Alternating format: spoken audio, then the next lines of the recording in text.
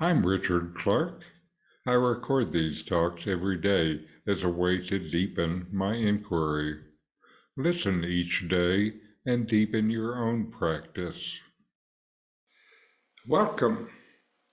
I'm reviewing and commenting on the book Talks with Sri Ramana Maharshi.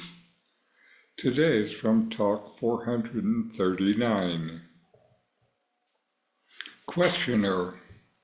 Rama asks, Brahman being pure, how can Maya arise from him and veil him also? Vashishta replies, in pure mind associated with strong dispassion, this question will not arise. Of course, in Advaita, non-dualistic philosophy, there can be no place for jiva, isvara, and maya. Oneself sinking into the self, the vasanas, tendencies, will entirely disappear, leaving no room for such a question. Maharshi. The answers will be accordingly to the capacity of the seeker. It is said in the second chapter of Gita that no one is born or dies. But in the fourth chapter, Sri Krishna says that numerous incarnations of his and of Arjuna had taken place, all known to him, but not to Arjuna. Which of these statements is true? Both statements are true, but from different standpoints. Now a question is raised, how can jiva rise up from the self? I must answer, only know your real being, then you will not raise the question. Why do you consider yourself as an individual? How was he before being born, or how will he be after death? Why waste time in such discussions? What was your form in deep sleep? Why do you consider yourself as an individual? In a dialogue, a questioner raises a complex issue. Brahman being pure, how can Maya arise from him and veil him also?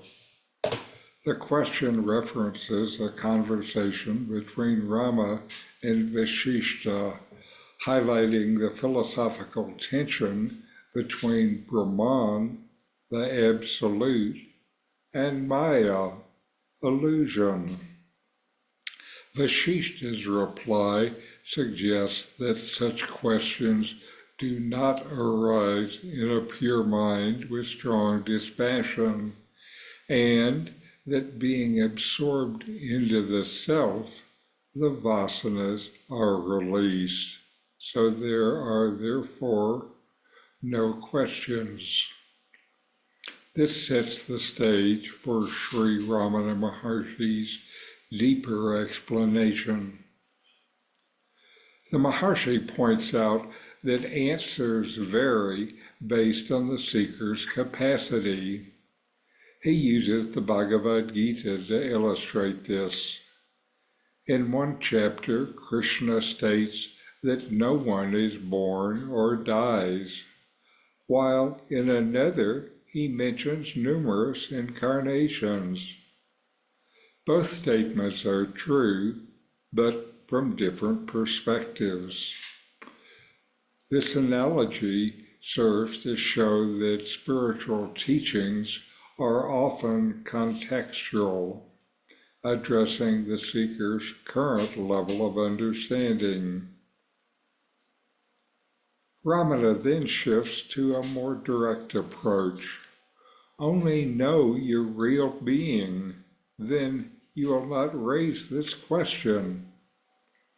He emphasizes self-inquiry as the way to gain self-knowledge of your being, bringing the realization of your true nature, the self.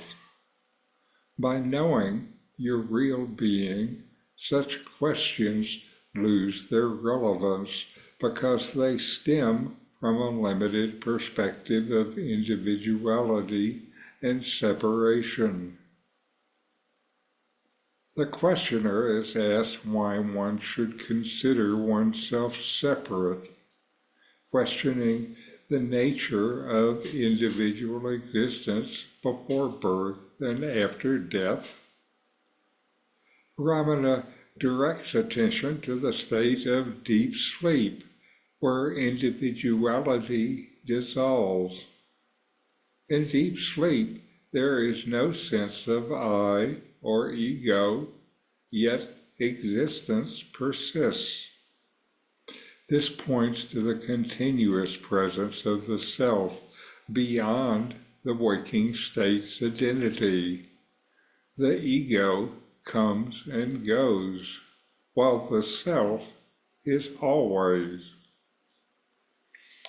Ramana's response emphasizes the discussions about the origins of Maya or the rise of the jiva, the individual soul, are both distractions from the fundamental pursuit of self-realization. By focusing on the self and the practice of self-inquiry, such intellectual debates become irrelevant. The essence of this teaching is to turn inward and recognize the self that you are, which is the source of all knowing, beyond the constructs of birth, death, and illusion.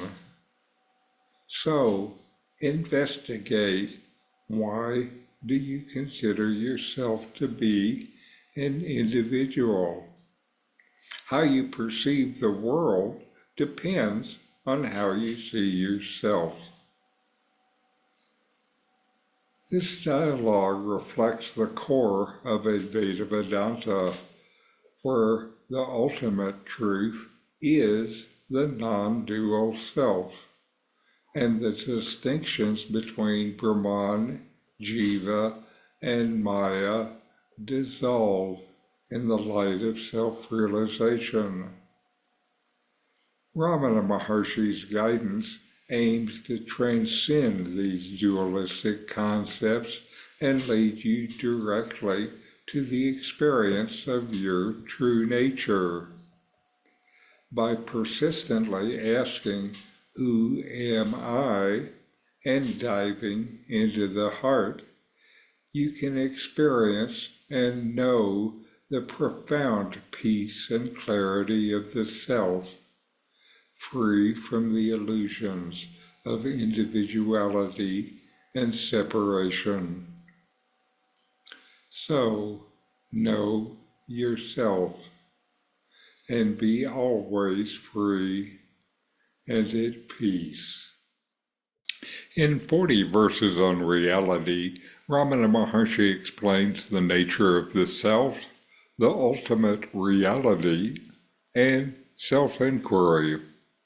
My new book, with my comments and inquiry questions, opens these teachings up and brings them into your practice and experience.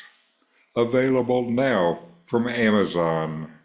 Link in the video description. These videos bring Ramana's teachings into your direct experience. Click subscribe to see more. Click thumbs up to like, and send questions and start a dialogue with a comment